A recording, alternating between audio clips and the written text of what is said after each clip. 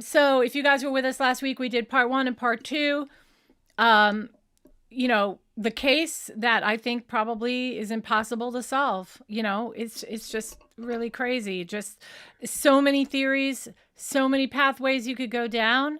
And I started really digging in this case again. I knew it when I was younger, and I'm sure you have too. But not to this form, right? No, we are really digging, and I've learned a lot. Yeah, and I learned even more for today. Oh, and I can be sure that there's probably something new for anybody that listens today, because I found stuff that I'd never heard of before. So anyway, one of the things I want to look at first is the autopsy report. I do have it right here. I'm going to switch over.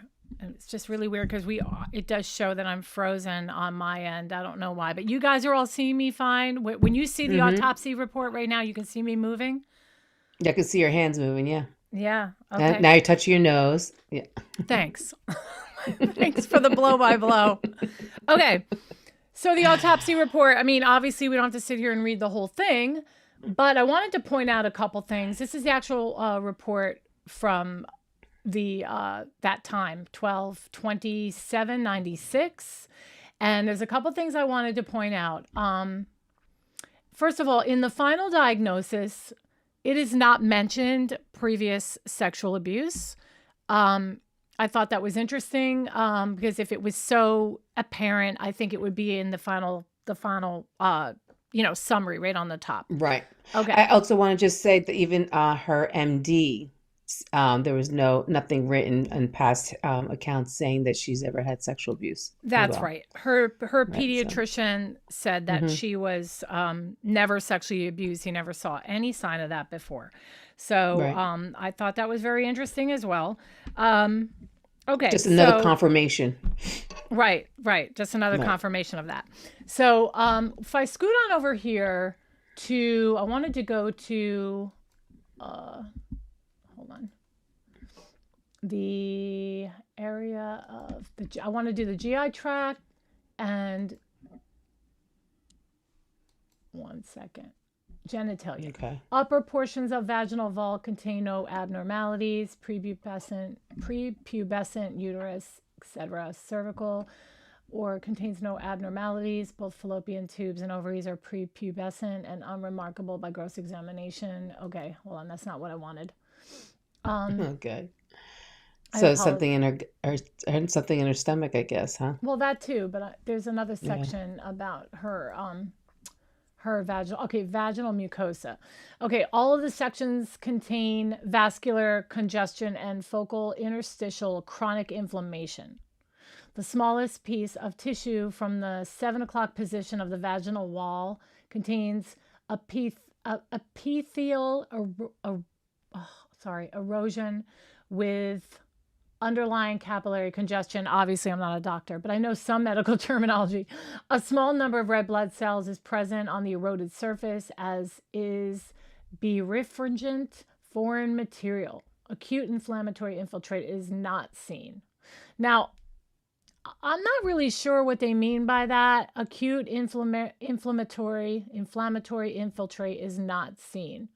So I think I think it means like long term. Acute meaning right. Well, acute is immediate. That I know. Acute means immediate. But I do. It's obvious there that there is inflammation that is seen, and it can easily just be chalked up to being from the incident itself, and not necessarily from previous abuse. Okay, and then when I go to, I think it's down here. Nope, of course not. It's back here. One sec. I tried to help you, but this print is so small. I know, it's very small. And you know what? I had this all in front of me before. I meant to highlight it and I didn't. Wanted to note, it does say that from her brain, from the brain injury, that is only 7 to 8 cc's of blood. And what that means is that she was not hit in the head first. She was strangled first and then got hit in the head. Because when you're alive, blood will continue to pool. But when you're deceased, then the blood stops. It doesn't right. Exactly. So it's not pumping. Right. So for her to only have 7 to 8 cc's pooling, that means she was hit after she was strangled. Okay. That's what I saw from that. And then the last thing was, wanted to show you guys if I could find it. Should be here. So that's kind of interesting. Why would that person hit her in the head after she was strangled? Maybe he didn't. Maybe he was trying to wake her up, like get up. I don't know. He or she. He or she. Yeah. Or it could have just been from struggling with her, laying down. Maybe she's on her back and he's strangling her, and then he's slamming her into the floor. Maybe. Right. Because they never could say for sure what was used. Do you know what I'm saying? Right. I mean, there's hypotheticals about a flashlight, a golf club, and a baseball bat. Those are the 3 weapons that have been brought up. So I just wanted to go through that. And I really wanted to show you guys the pineapple thing, but it just says that there was pineapple in her intestine. One of the commentators last time we were on, said that it was pineapple with the green rind on it. Did it say that? It doesn't say rind, but there is some green that is noted. Okay. All right. So there's that. All right. Now, the other thing I wanted to talk about before I get to the meat of everything else is a lot of this is because it was brought up in the last episode, and I just wanted to clarify a few things. Okay. But so the Bloomies underwear. Okay, these are Bloomies. They're called Bloomies, and they're part of a set of 7 days of the week underpants. Okay, she was actually wearing Wednesday, so you're looking at the pair. Wrong day.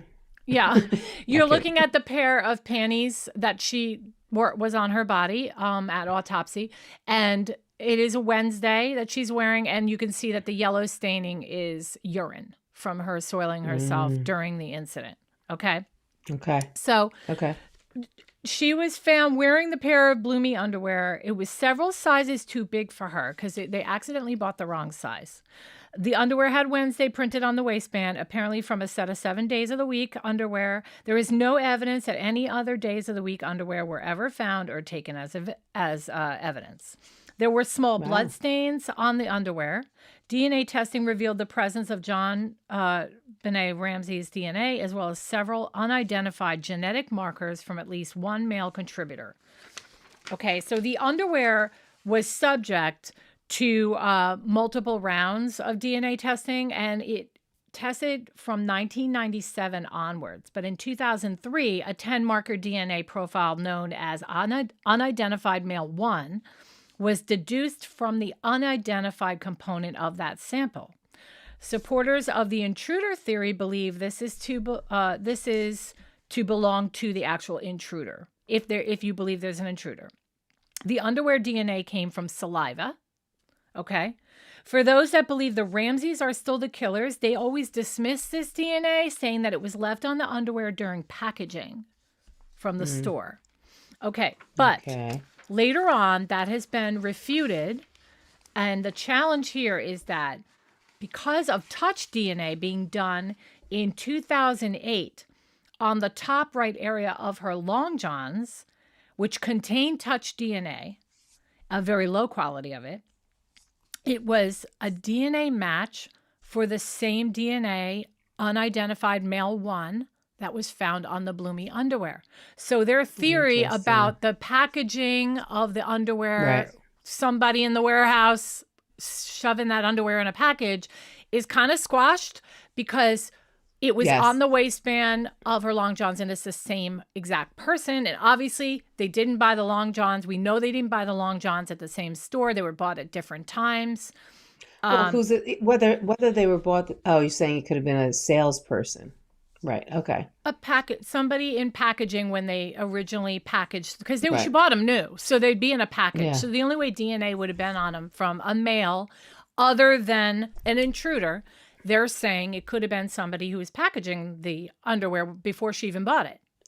Yeah, but And packaging it, but what I'm saying is like how do the likeliness of that happen is so minuscule because that person would have to package the long johns and the panties, and she would have to buy the same pair that he packaged. yes, but It was it's so I'm just stupid. Yeah. acknowledging that Yeah. side. They're saying it's Right. possible, but the long johns were not bought that day. It was bought at a different store, and on the day of the murder, when the autopsy was done and DNA was taken from the waistband of the long johns, it was an exact match for the ones that were on the underwear, from the saliva Right. that was on the Okay. underwear. Okay. So, And not for nothing, does that mean people aren't washing their new underwear? You got new underwear. You got to wash the new underwear. no comment on that. I don't even know what to say. I mean, I've bought brand new underwear and thrown it in my kids' drawer. Yeah. Okay. Okay. All right. So I guess I'm a yucky person. No, no.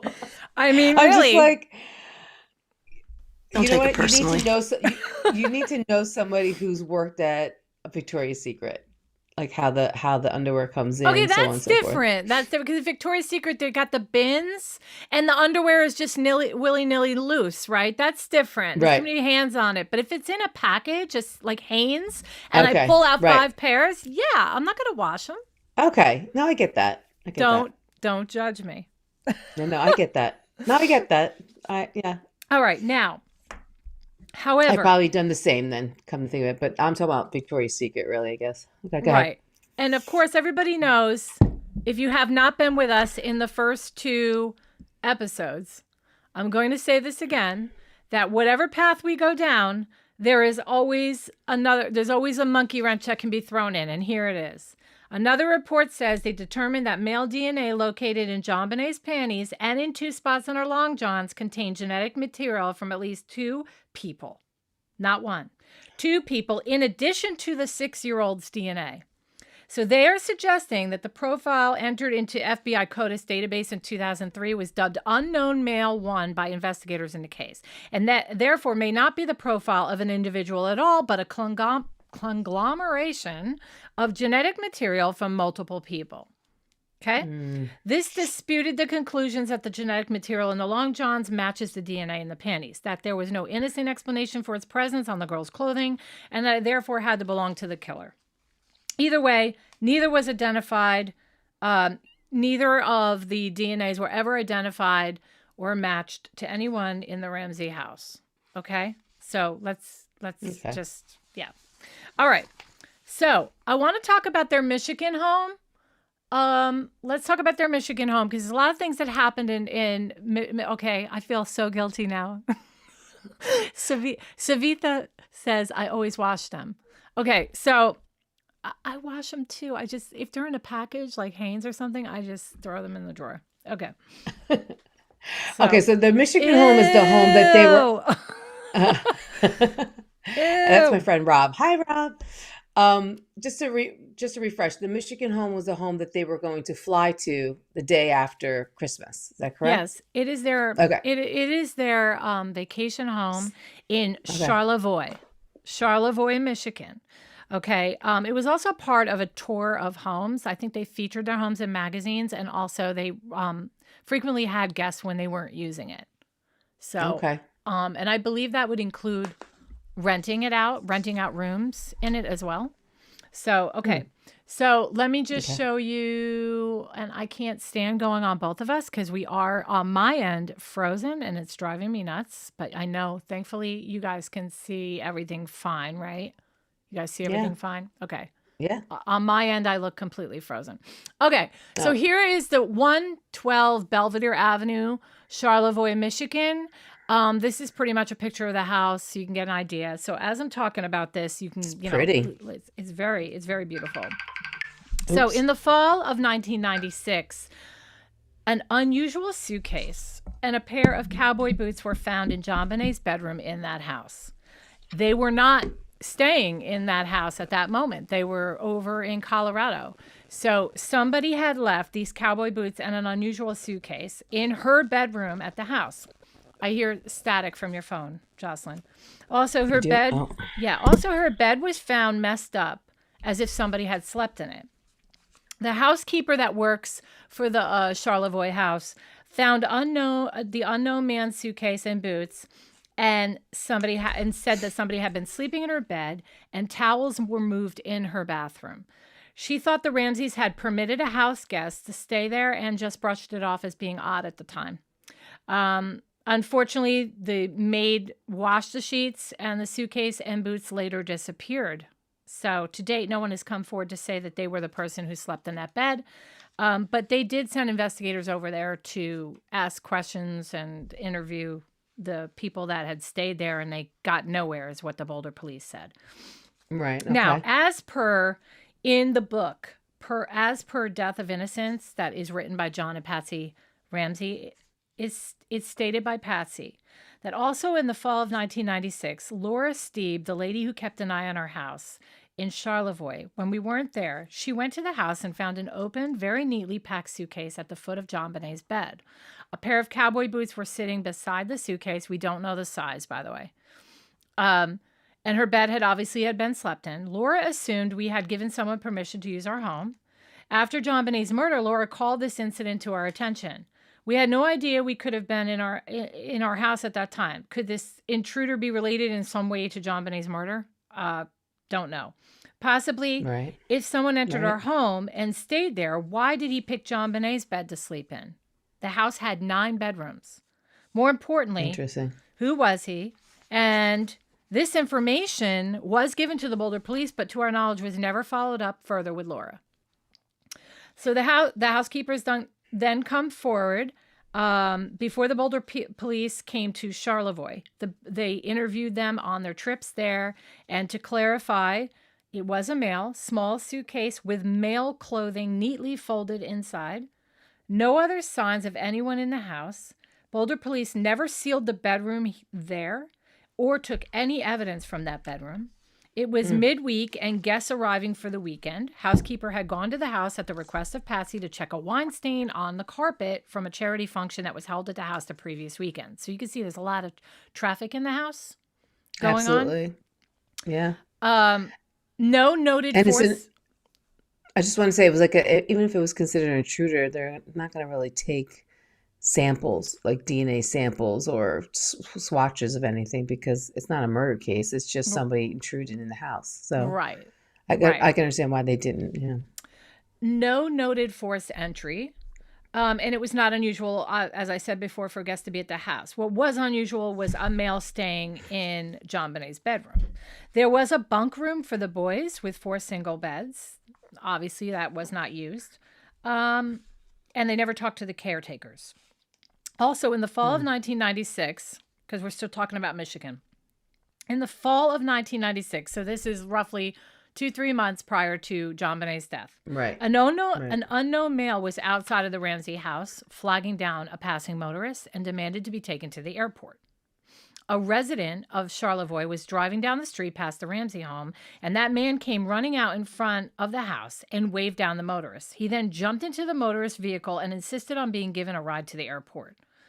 He was really very angry, and the motorist felt threatened and had little choice but to give the man a ride. During that ride, the man made threats to the driver and ranted and raved about how much he hated John Ramsey. Wow.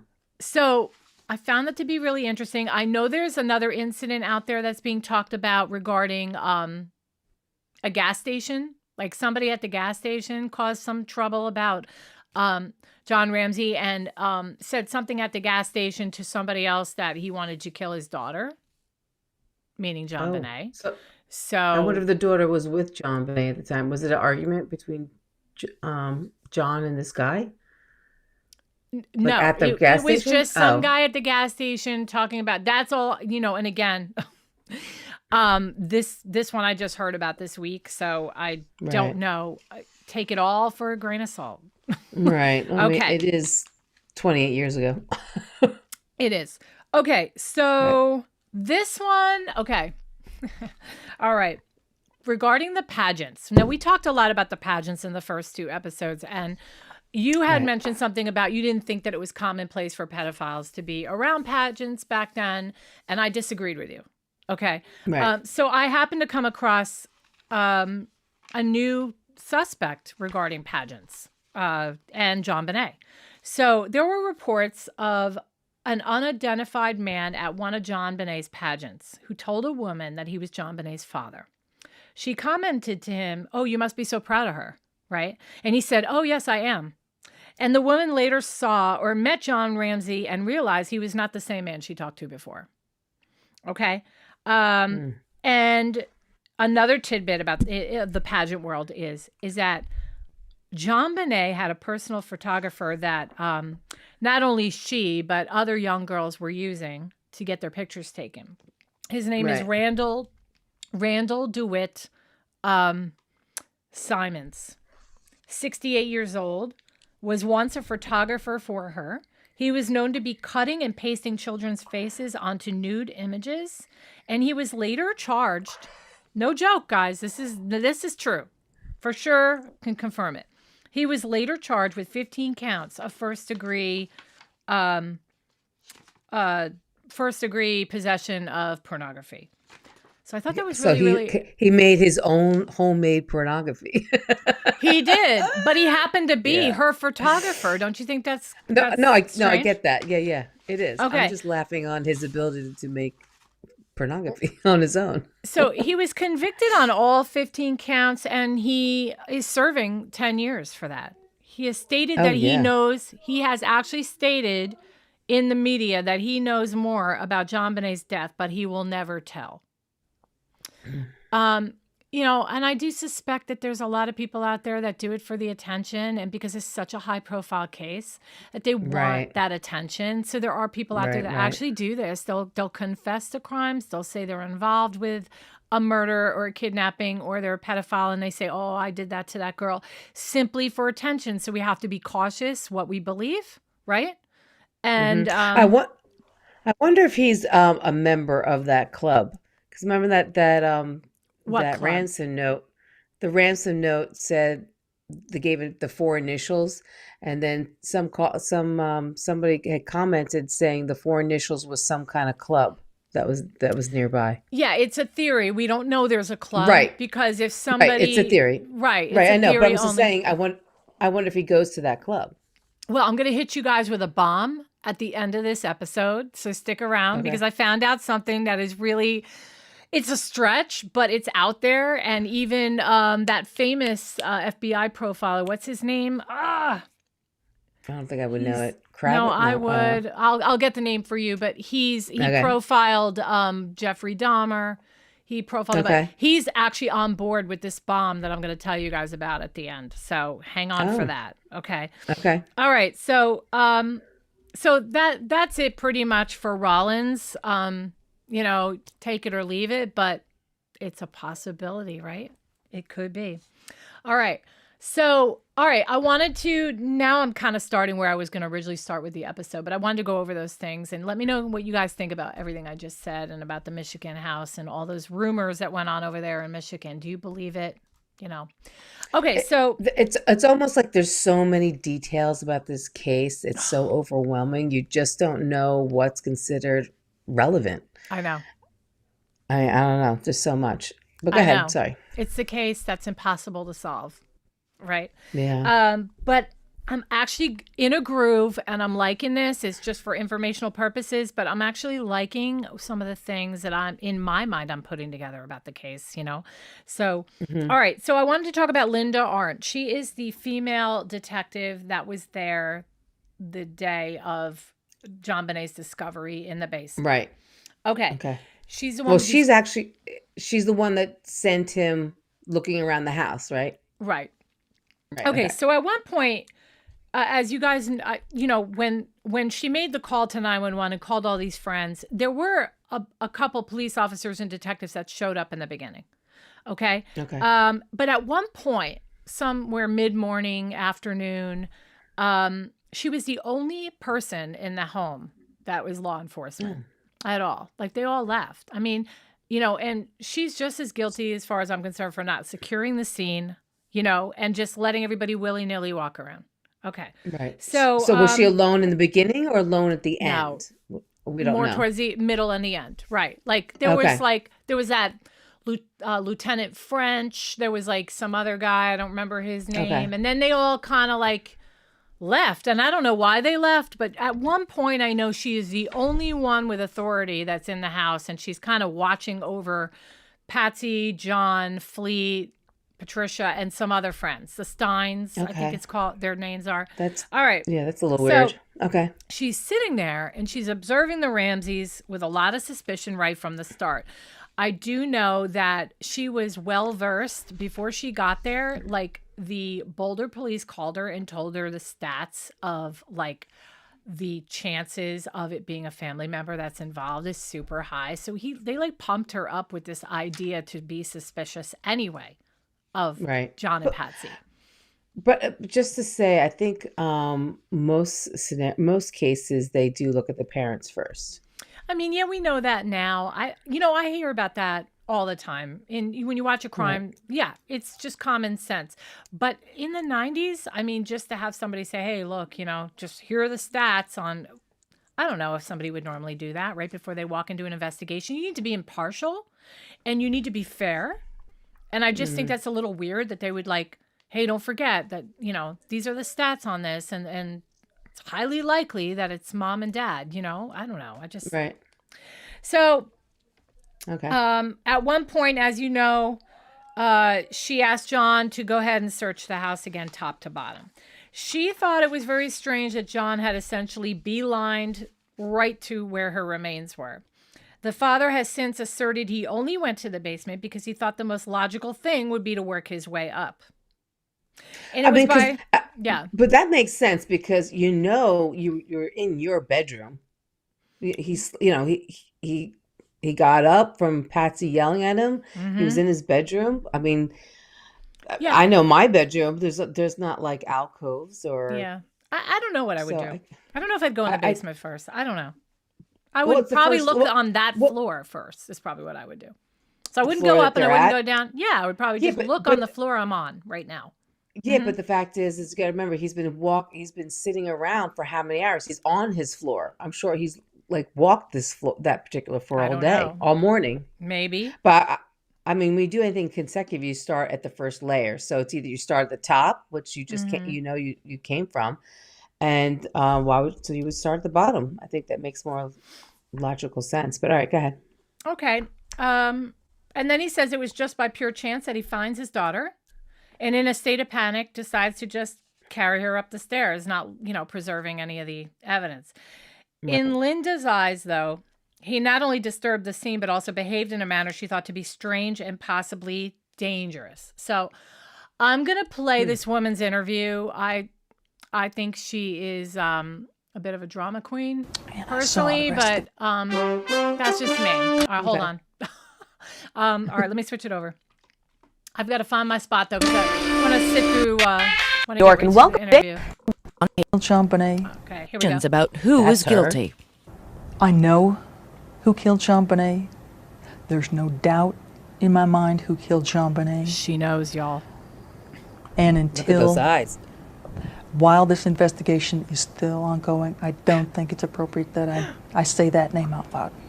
Linda Arndt was the first detective on the scene at the Ramsey house on December 26, 1996, the morning John and Patsy Ramsey had reported their 6-year-old daughter JonBenét missing. Arndt was the only officer there for much of the day. She later would be roundly criticized, vilified in the press as responsible for a bungled investigation. Now she's speaking out to set the record straight, telling her side of that dramatic day 3 years ago. It all began with a call at 6:30 in the morning from her sergeant. He said there's been a kidnapping. It involves a 6-year-old girl. There was a ransom note, a 2.5-page ransom note. Can you guys see okay? And according to the ransom frozen note, on my end, there that's was why. going to be a phone call from the author, and they were supposed to call between 8 and 10 a.m. So I was supposed to get to the house for purposes of monitoring the phone call. 8:10 a.m., Arndt arrived at the Ramsey home and meets John Ramsey for the first time. How did he strike you?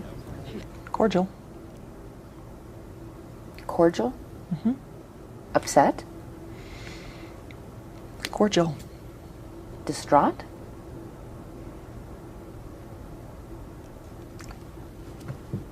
Cordial.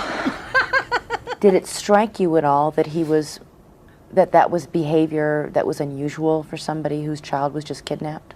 It's been my experience that people respond to trauma in different ways. So if someone has a response that is different from mine, I don't put judgment to it. I'll just note it. And that is what she says she did all morning, make mental notes of all things curious, including, she says, the fact that Mr. and Mrs. Ramsey remained apart in separate rooms for most of the day. That at one point, she says John Ramsey took time out in the middle of the crisis to read his mail. I remember seeing John in the kitchen, looking through his mail, and I made a note I still don't see how that that he was relevant. looking at his mail, and then I wondered, where did your mail come from? Isn't it possible maybe he was opening the mail looking for a clue from the kidnapper? I don't know, and I don't speculate. It's a piece of information that I see. It's something that I note. You thought it was unusual, however. I can say that it stuck out. 10 a.m., the deadline imposed by the writer of the ransom note for a telephone call. 10 o'clock comes and goes, and there's no acknowledgement within the house from anyone that the deadline imposed by the author of the ransom note is come and gone. Nobody said it's 10 o'clock and the kidnappers haven't called? Nobody said that. Was that something else you took note of? Absolutely. By 10:30 in the morning, Arndt was the only police officer in the house with John and Patsy Ramsey, their pastor, and 4 family friends. As they waited for news, the tension was mounting. Arndt called her station house for backup repeatedly, but none had arrived. How many times did you call the police department asking where your backup was and what was going on? Well, I remember at least 2 calls. Both times I was told everybody's in a meeting. They got your message, and that was it. Were you feeling pressure being in charge of a group this large and with anxiety that high? I felt tremendous pressure. 1:01 p.m. Although the house had already been searched by patrolmen before she arrived, Arndt says that in order to break the building tension, she asked John Ramsey and his friend Fleet White to search the house again, top to bottom, looking for anything out of place. She says she gave them specific instructions not to touch anything. She says John Ramsey headed straight to the basement. She heard Fleet White scream for an ambulance, and then a chilling discovery. For Arndt, the pieces of the puzzle fell into place. And I see John Ramsey carrying JonBenét up the last 3 steps from the basement.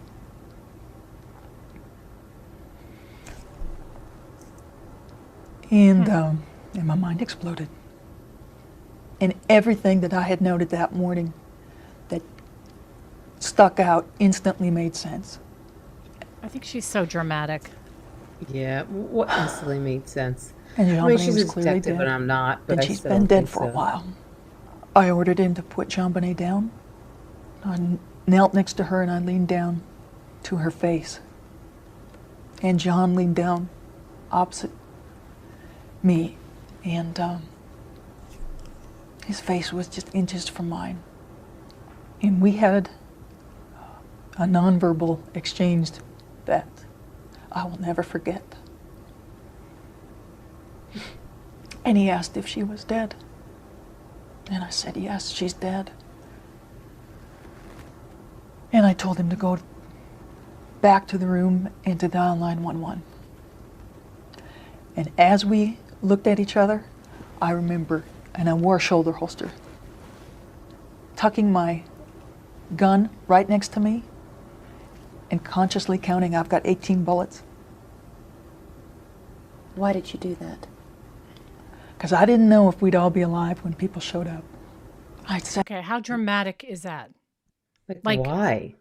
C- Like, she's the one with the She's- gun. He I doesn't think have any it's- guns out. I think it's like her 15 minutes of fame, to be honest with you. It's one of those. I get this feeling from her that she's really being over the top. Over the top. I feel, if anything, I think she's just trying to excuse her. I think she's trying to excuse the whole thing that because she sent him on a chase around the house. Like, that's like, why would you do that? So I think she's just trying to come up with reasons to make herself look better because right off the bat, that's just terrible what she did. Like, Okay, why would so you do that? she received backlash for not securing the scene, and several officers were removed from the investigation, including her. And this interview is after she got booted. Yeah. Okay, so that says a lot. So that's what I mean. I think she's trying to rationale her bad choices. Yep. She resigned on April 1st, 1999, nearly a year after filing suit against the former chief and city of Boulder, on the grounds that they violated her civil rights through a gag order that prevented her from defending her reputation after being pulled from the investigation. I later heard that she changed her view and was even friendly with Patsy later. But I think she was just on the defensive and she's being a drama queen. What do you guys think? I think so. Okay. So I promised we would talk about Lou Smit because he's a huge part of this case. So we're going to talk about him next. So who is he? So Detective Lou Smit and the intruder theory. He's the one that came up with the intruder theory. He was a retired homicide detective from Colorado Springs Police Department. He was brought in as a consultant from the Boulder police. The DA. He had a distinguished career in law enforcement with a particular focus on homicide investigations. He was once in the Air Force. We know that about him. And he joined the Colorado Springs Police in 1972. At the time of the Ramsey murder, Smit had solved more than 200 homicides. He was considered like the Mac Daddy of them all detectives. He was highly respected. In fact, to the point where like the Boulder DA and police department was very much like, oh, we'll just get this guy. Of course, he's going to agree with us that it's Patsy and John, right? And he even said himself, he walked into it fully thinking that it was John and Patsy. Okay? Wow. So that just shows you that the media was practically, or at least the people on the inside, the cops, were pointing the finger towards them. Oh, yeah, absolutely. It was right away. So everyone, including him, thought that. He had a journal and he dictated his notes into a recorder every single day. His daughter, because he's not alive anymore, he passed away, but his daughter later stated that within days of investigating, Smit said, something is not right. Here, I see evidence of an intruder. Convinced that the perpetrator entered the home through a basement window, he proved it was possible by climbing into it and out of the window himself. He believed the killer used a stun gun on JonBenét, pointing to marks that were on her body as evidence. Okay. So JonBenét's attacker brought with him, he also said that JonBenét's attacker brought with him duct tape, cord, and the stun gun as part of a kidnap kit, and then left with that evidence after he was done. He pointed to DNA collected from under her fingernails and on her underwear that was ruled by a lab report from Colorado Bureau of Investigation to be foreign and male, excluding the parents and the 9-year-old brother, who were home at the time.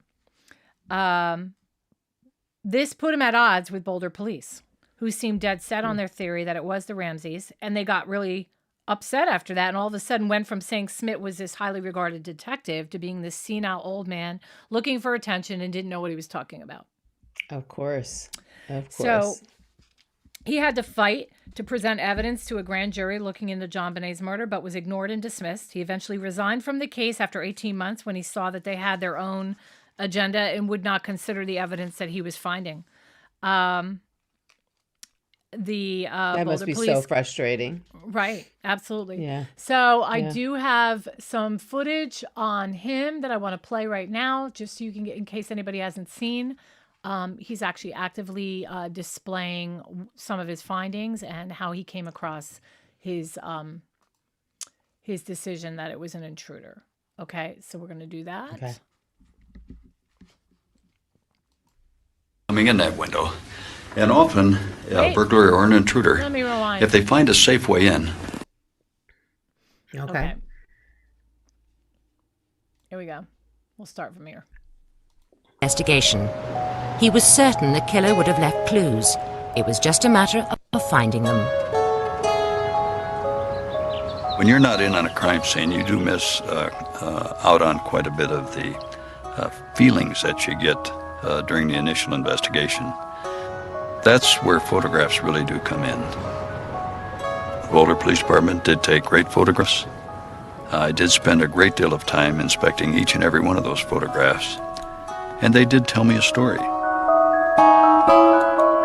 Much of the house had been disturbed by friends who had gone to help the Ramseys. Because of this, Smit found one police photograph taken in the basement disturbing. JonBenét's body was right behind that door when this photograph was taken. If that door would have been opened at that time, this case would have taken an entirely different turn. Everyone in the house would have been cleared out. Nothing would have been disturbed. Smit found other early photographs that also worried him. This photograph does show a lot of snow around the house. Wait, can I say And if something? you've seen this, your first... Yeah. I don't understand. What does he mean by if that door was open, this case would be totally different?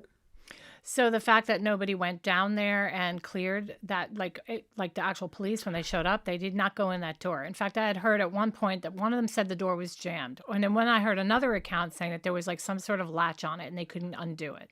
So if they had gone in there in the first place, then there would not have been all these people roaming around in the house. They would have they would have been the ones to find her. The duct tape wouldn't have been ripped off and all that. Right. Okay. All right. perception would be that a person who entered that house would have to leave some footprints in this snow. Now look at this photograph. The sidewalks are completely clear of snow.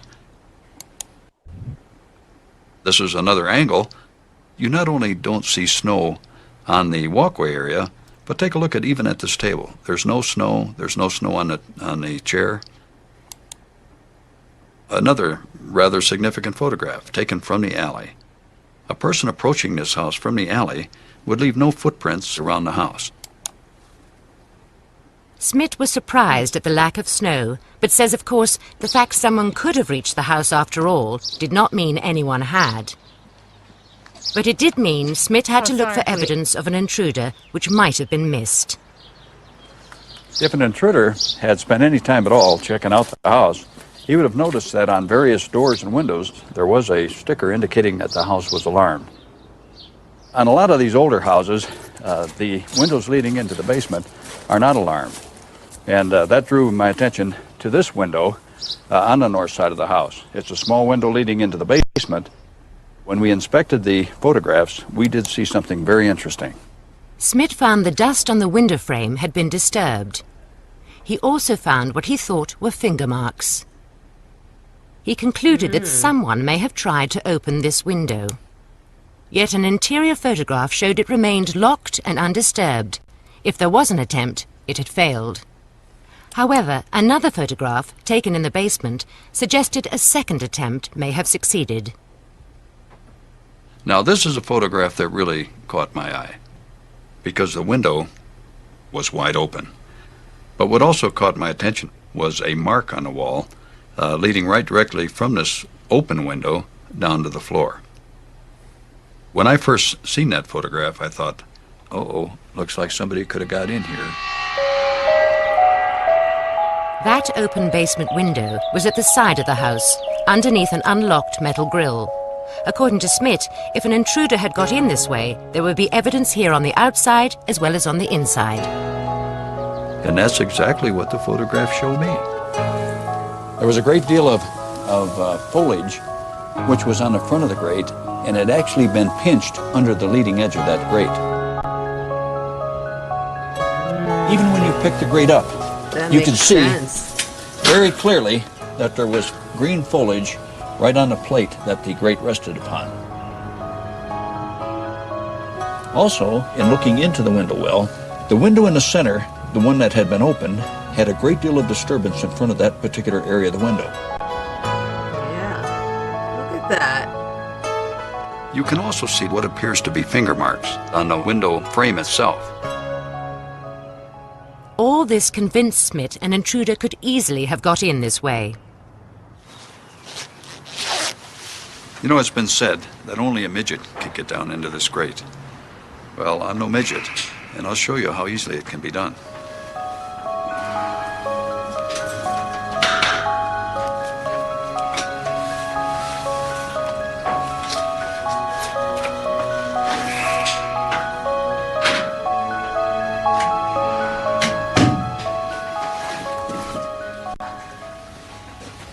It really wasn't that difficult coming in that window.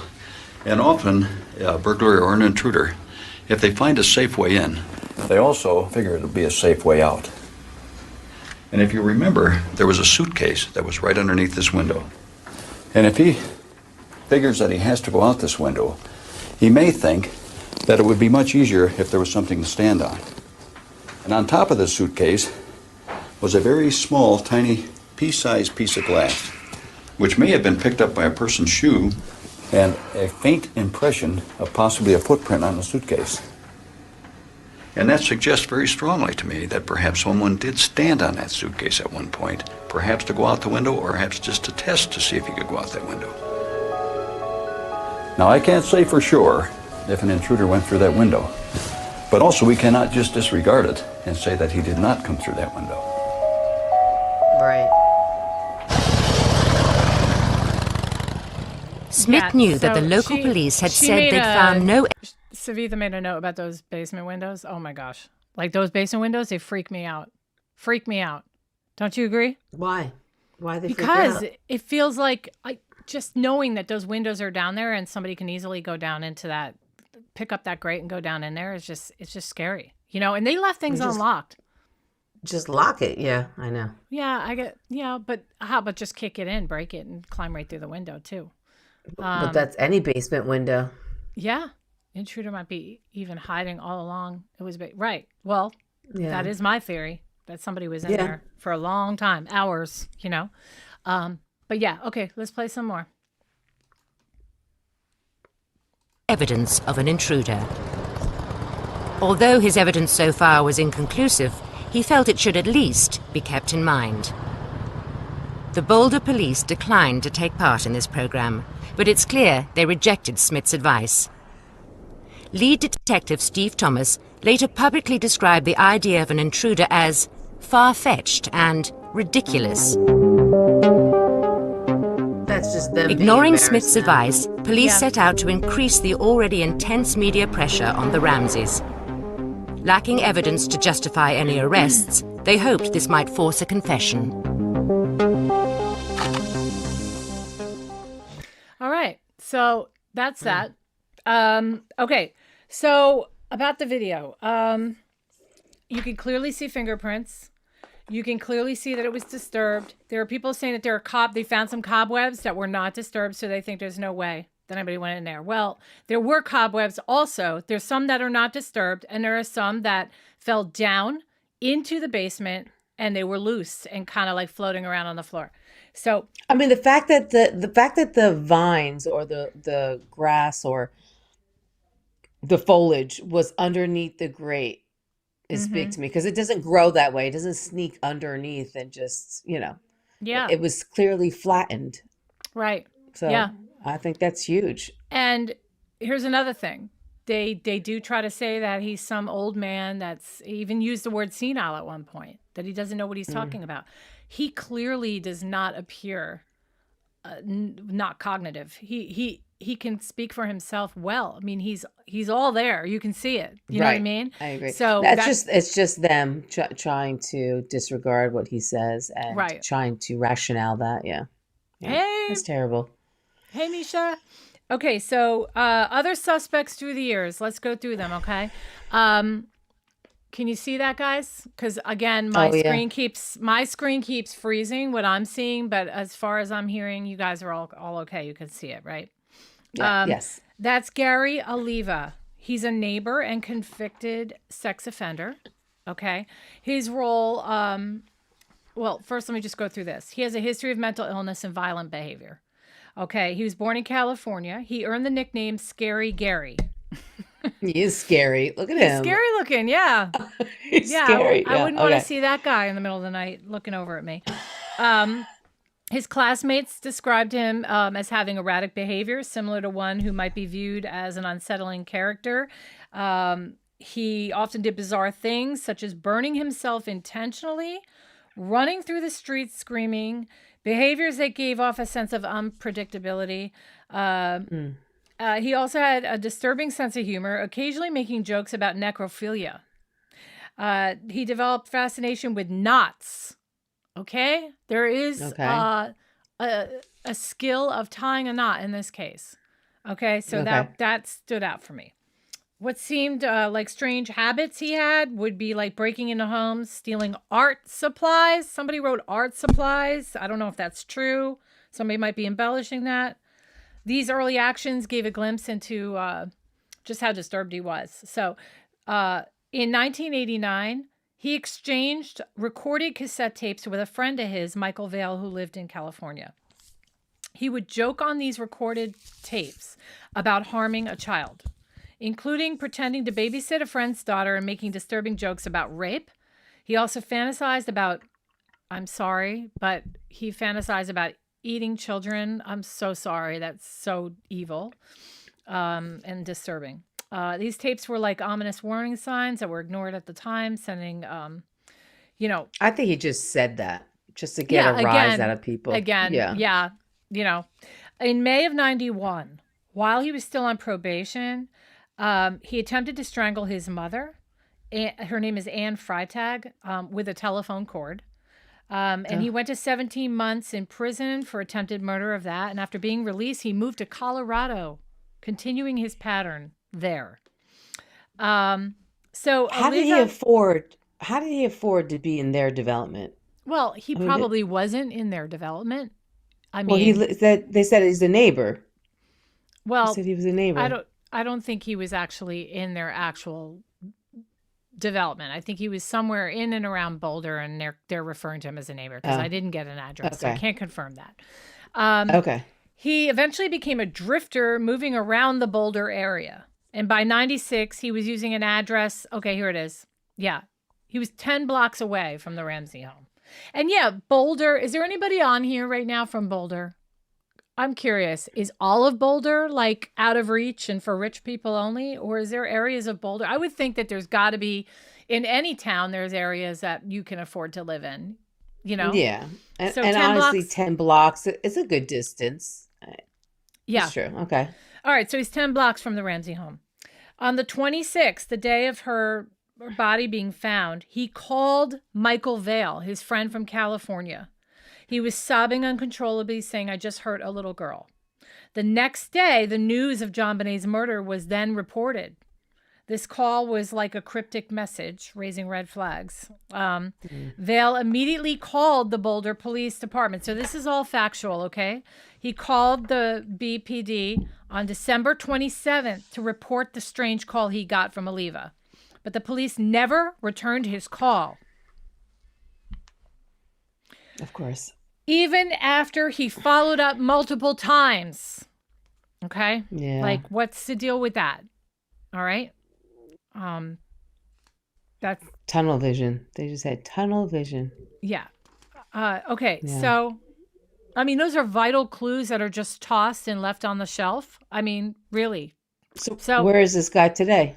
well, I'll get to that. So in 97, he was arrested for an unrelated charge.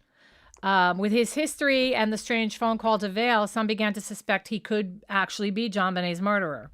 He was becoming a piece of the puzzle, but it didn't quite fit yet. So they didn't do anything about it.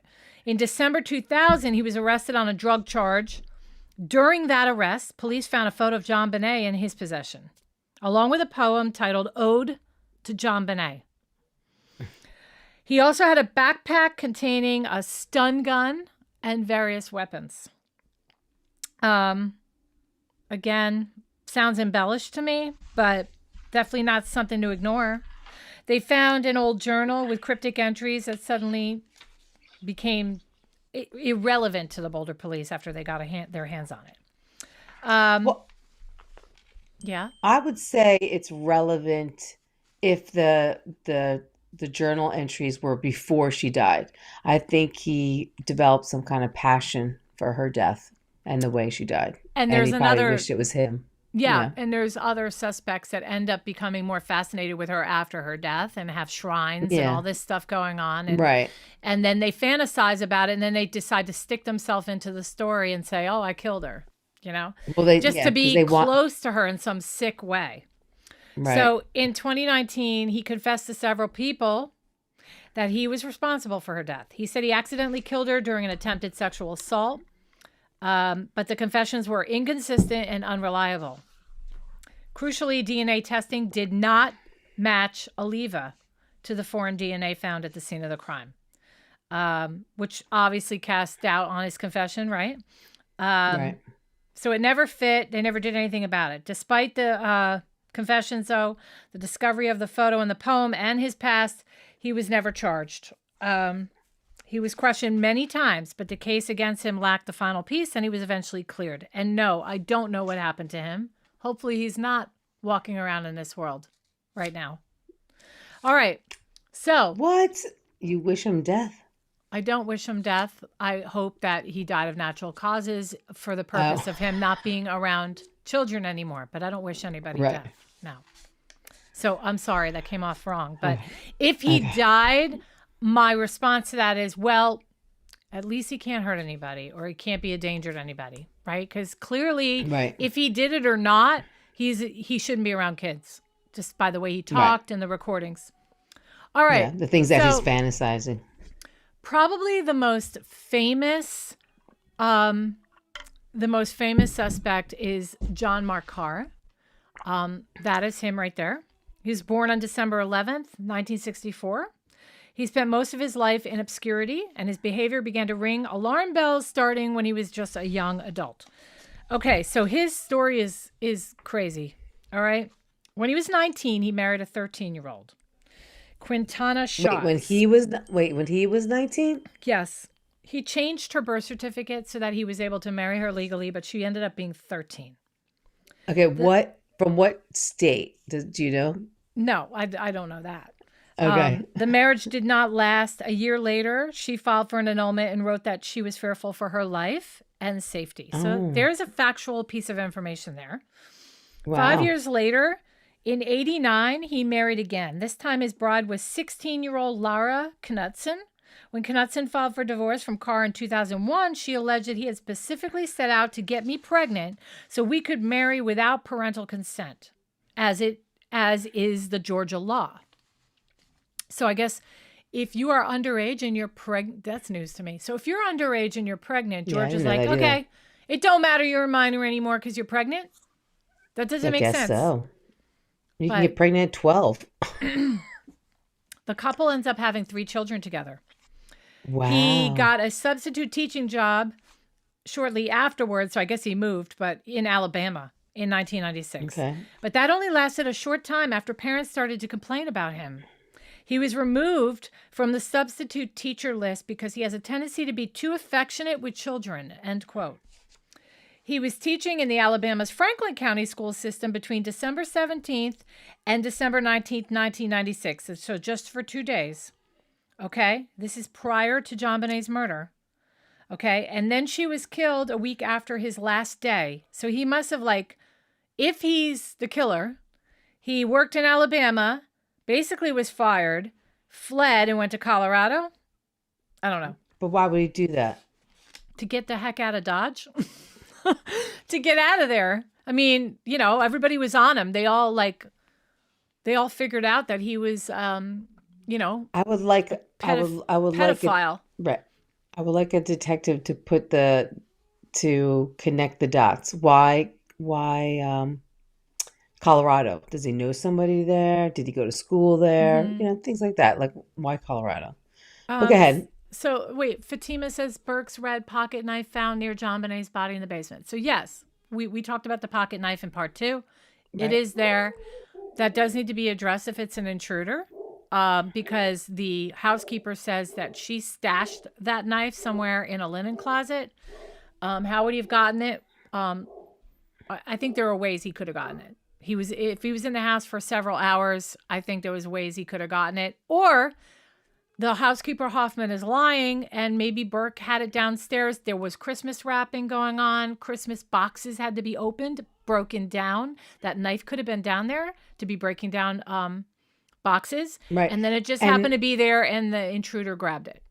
Right? Right. And you got to remember the house cleaner, last time she was there, I think was either the 22nd or the morning of the 23rd, because she never came back to clean up the party that they had on the 23rd.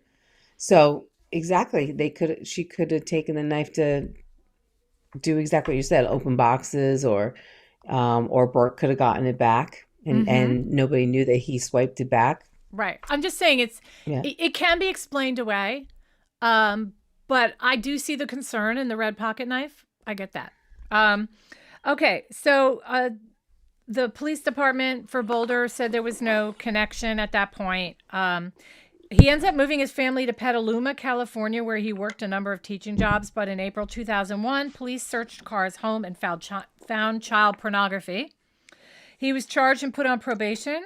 Karr told his father that at that time, when he was being charged for those things, he told his dad that, "Oh, I'm being charged with things related to the JonBenét Ramsey case."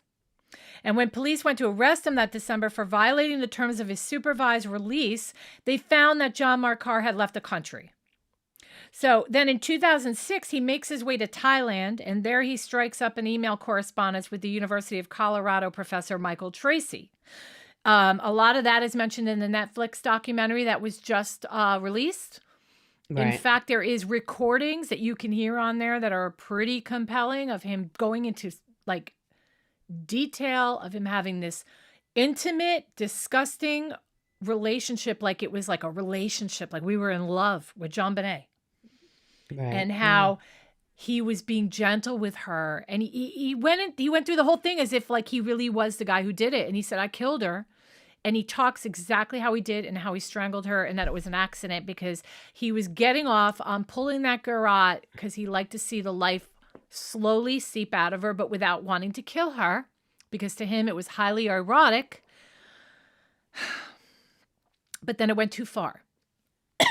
And she died, and he was crying, and he was a mess over it because he loved her. And he said, "Nobody loved her like I did." Just really sick, sick stuff. I don't know. I don't see the connection. Yeah. Well, I'm almost done with him. So Okay. he describes his deep love for JonBenét. He told Tracy, "Sometimes little girls are closer to me." This is a quote. "Sometimes little girls are closer to me than with their parents or any other person in their lives." How scary is that? "When I refer to myself as JonBenét's closest, maybe now you'll understand." End quote. For a brief moment, it seemed that the world might finally have an answer on who killed JonBenét. But then the DNA comes along and doesn't link to John Karr. Because it doesn't make sense. So investigators really had a lot of trouble proving this, and even been in Boulder at the time that she died, Knutson, who had divorced Karr in 2001, claimed that he had been with her on December 25th, but she doesn't say where. Okay, so I don't know if anybody knows this, but he's no longer John Michael Karr. He is now Delia Alexis Reich. He legally changed his name. He To Delia? identifies as a female. Oh. He underwent an orchiectomy, which is a surgical procedure to remove your testicles. And quote, he says, quote, testosterone drives. Without a sex drive, these people are deveined. And because of the surgery, Reich revealed that she, because now I'm supposed to call her she, no longer has a sex drive and has never been happier because she no longer desires little girls. Okay. She's living in a high-rise condo in Europe. That's the last we know about him. What do you all think of that? So because he takes out his testicles, or she took out his, I don't know, testicles are gone. He can no longer orgasm. Thank you, Lynn. Thank you for the education. Right. But yeah, and hormones too, just desires. So I understand that. Where's the desire? Yeah. Right. Well, I think they still have desires. It's just not as pronounced, right? I think they still have desires. It's just not as pronounced and it's able to be contained. I don't know. I don't know. I've never asked anybody that I know. So Misha, the housekeeper, we did 30 minutes on the housekeeper in part 2. We went into a lot of detail about that. So watch part 2. I'll mention her again at the end when I wrap up. Okay, so Now we have Michael Helgoth. Michael Helgoth. Oh, you're an idiot. Sorry. Well, he's an idiot. Oh, okay. Anyway, he's an auto Look at salvage this guy. worker. He A was party an in the auto. back. He's an auto salvage worker. He was named as a potential killer by a private investigator hired by the Ramsey family. The investigator theory suggests that Helgoth killed the child in retaliation for some sort of property dispute he was having with the Ramseys. 2 months after the murder, a press conference by Boulder District Attorney's Office announced that they were investigating this suspect. But he went and committed suicide the very next day and has since been cleared by DNA. So I don't have much else to say about him. Okay? He was cleared by the DNA. Right, exactly. Let me take her comment down because it's been up there forever. All right. So there are so many sickos. I agree. All right. So now I'm going to give you this crazy, I'm going to say it's borderline conspiracy theory, but I learned about it today. However, there is some highly respected folks that agree with this whole theory. So you guys can tell me if you've heard of this or, if you think it's plausible. So across the street from the Ramseys on 15th Street is their friend. The Ramsey has a friend and neighbor, Joe Barnhill. He's 76 years old. And John Ramsey obviously is friendly with him enough that he stored JonBenét's Christmas gift in his garage that year, and it was a new bike. Okay. He also shared a dog with the Ramseys, and when I first heard that, I was like, huh? It turns out that Joe Barnhill had lost a dog, and the Ramseys gifted the dog, saying we could share the dog with you because they felt bad for him for losing the dog. So they let the dog live with Joe Barnhill across the street, and I guess they would visit with the dog. So that's all I know about that.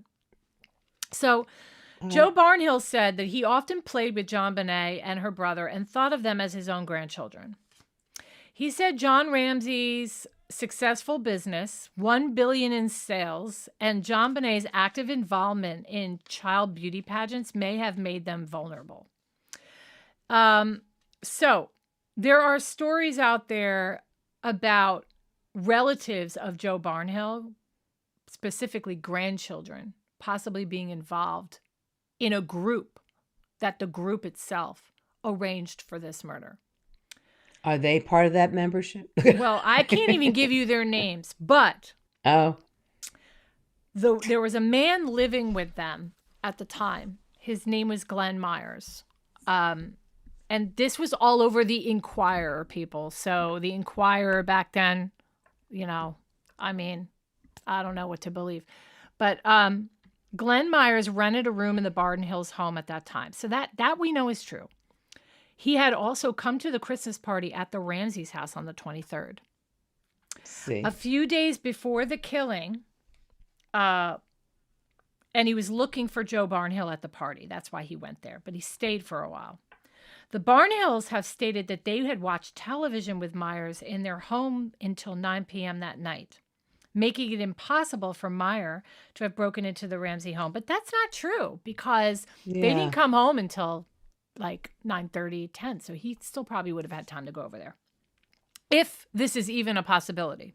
Because I don't want to hear comments about it being a total joke or anything, okay? Because I want to look at everything, and this, yes, it was in the Inquirer and everything, but there are people that are taking this seriously and still investigating this. So what if it is true? Yeah. What if there is some truth to this? Okay, so the Barnhills also told police that Meyer had gone to bed after watching television with them and that he had a stomach flu that night. His ex-wife, Meyer's ex-wife, Charlotte Hay, who's now Charlotte Cole, said she believed Meyer killed JonBenét because she asked him about it and he didn't deny it. She claimed that she was suspicious of him and that he had kept newspaper clippings about the case long after her murder. She also claims that he used up all my savings and couldn't keep a job. And But it's important to know that she waited 20 years to share that. Any of it. Okay. Okay. Wow. I'm going to save this for after because this is a bomb. Okay. He had a shrine of JonBenét's pictures in his apartment later in life. And they noticed because the apartment had caught fire at one point. Apparently he was cooking and he had so many pictures of JonBenét everywhere that it was even in his kitchen. It was everywhere. And one of her pictures, this is eerie, fell off the wall while he was cooking and landed on the fire of his stovetop and then lit his apartment on fire.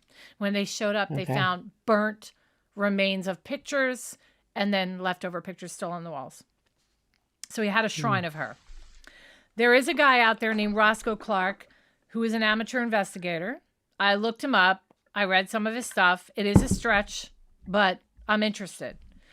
He claims that it's multiple intruders, one of whom was Glenn Meyer, and people related to Joe Barnhill, and that they were hiding in the Ramsey home on the 26th, even while police were still searching the house on the 26th. He believes JonBenét was stabbed in the head more than 7 times with the screwdriver end of the red Swiss Army knife. Okay? The small brown extension power cord that had one end cut off was inverted into JonBenét inside her oversized panty. All the killer, and for the killer to revive her, he had to revive her using 120 volts of power. Now that, I was like, really, like, that's a stretch. That is. Okay. So there is a theory out there that there are 3 people involved, 2 men and 1 female. One of the men and one of the men and one of the female are brother and sister. And motive was never pedophilia, sexual assault, rape of a child. It was always money, because there is research done on all these people and their names and people related to his family that they were struggling financially. Okay. So what I wanted to show you guys, let me pull it up, but go ahead and talk to me about what you think about it. Cause I just gave you a lot of crap. Well, yeah, I think if they were at the party, they probably heard, like I said, I think that it was probably spoken about his bonus check, and they probably thought, well, that means it's handy. He has it. He can get it right away. He doesn't have to liquidate anything. So let's just ask him. Yeah, it's such a simple number. Like, it's one of those, like, you had to know it kind of thing. You don't just ask for 118. So I don't know about 3, though. I think 3 people leave a lot of evidence. And I think 3 people would definitely dust off all the cobwebs on that window. That's like 3 people getting in and out of that window. I think there would have been more fingerprints on the windowsill. That's just too many people. I don't know about the 3. Maybe possibly 2, but obviously 1. And then the whole thing about, like, what's the justification of hitting her over the head? I don't know. That's what I want. Like, if you're on here, have you ever heard of this theory before? I'm curious. And then while you're at it, why don't you address some of the comments while I'm pulling this up? Oh yeah. It says, who has dead little girls on their walls? I know. Well, apparently, according to Carolyn, it was all over the place. Let's see. Yes, she is not there for. Oh, it's one thing that somebody has said. Who was it? The Power of One, I believe it was, who said it when we were talking about the investigator, the woman that we saw the interview with. She must be very embarrassed, because he brought up a good point that she's probably like, this whole time the body was downstairs under her watch. So she's probably already embarrassed about that too. Glenn Meyer's wife? Glenn Meyer's wife? Wait, who are you talking about? No, exactly? the investigator that was at the house, and she told him to go look around the house just search the house. Oh, Linda Arndt. Okay. What about her? And then we got a comment here from Power of One. Yeah. That he said, or I guess it's a guy, I don't know, said that she's probably very embarrassed that this whole entire time the body was in the house. Yeah, I would Like, be too. You're sitting yeah. there and, how did you not even look? Yeah, absolutely. Right. And so to me, So, she's completely just like, I give her no credit at all. Like, I don't listen to anything she says. Okay, so take a look at this. See this? That is Glenn Meyer's handwriting. Okay, and I'm going to switch back and forth, and it is similar. Now, if Glenn Meyer, this guy with neat handwriting, decided to write sloppy to try to disguise his handwriting, could it look like this? Plus the Glenn Meyer's handwriting there, that looks like it was his impression of, it looks like his script. And this is clearly exactly. Yeah. Right. But there is more out there that this guy Roscoe has. Be interesting to look at that as well. But I just thought that it was, Go back to go back to the blue one, his name. Yeah. So let's find an N. Let's look at I the don't know, N. the M is different. N, even if it was. well, that's capitalized M, and he's doing it in but script. But if you go back to the letter, I'm looking at the Ramsey, N. But Mr. Ramsey is really different. It is really different. See the loop, and that's like the first letter, and that's a letter he writes all the time. It would be a little bit more similar, I think. Yeah. Okay. Yeah. I think there is other writing samples out there of this guy that are a little better than this. Actually, I was going to try to find some more. Okay, go ahead. Finish with the comments.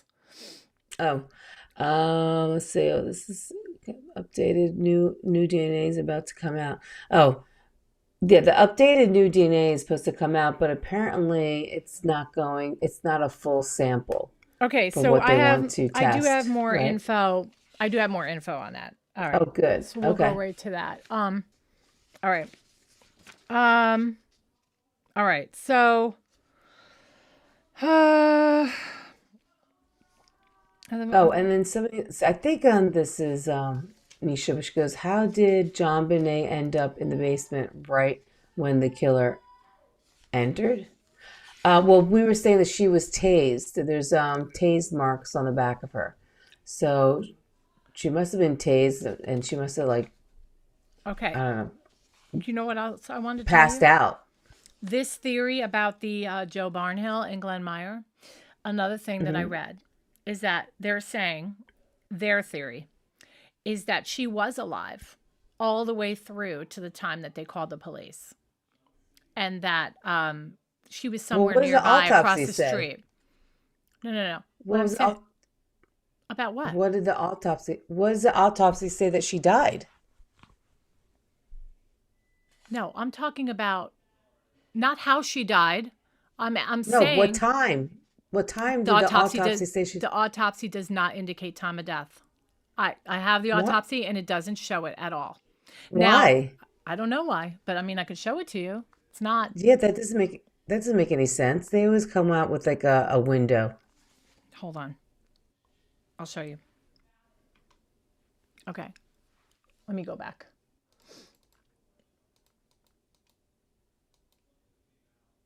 I looked and I did not see time of death anywhere. And then I read somewhere, did you know that there's no time of death on the autopsy report? So I'll look again, but I don't see it here.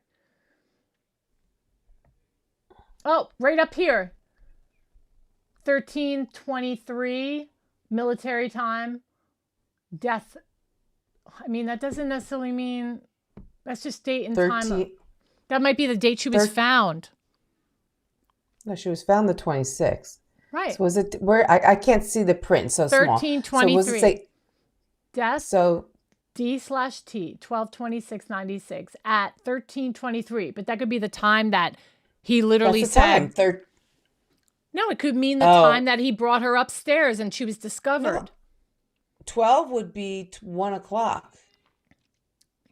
Yeah. Wait. Yeah, 1:23 in the afternoon. morning. So they're saying 1:23 in the morning is what you're saying. Oh, yeah. No. Okay. It wouldn't be the morning because 13 because there's Yeah. 24 hours in a That's day, in the right? middle of the night. So 13. no, 13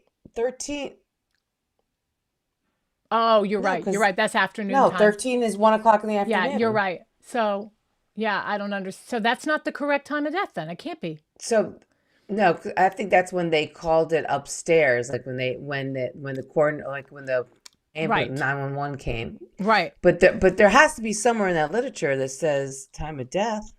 Does anybody know? Well, it's not here. I'm telling you, it's not here. I read through the whole thing.